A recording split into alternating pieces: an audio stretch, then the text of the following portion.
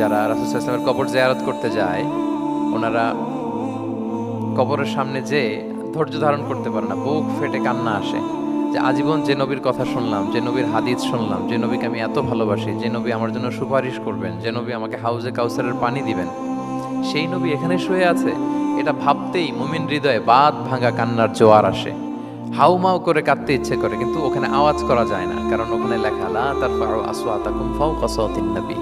নবীর দরবারে বড় গলায় আওয়াজ করে কোনো শব্দ উচ্চারণ করা যাবে না। খুব ভদ্র বিনম্র চিত্তে রাসূল সাল্লাল্লাহু আলাইহি ওয়াসাল্লামের রওজার সামনে দাঁড়িয়ে আমরা সালাম পাঠ করি।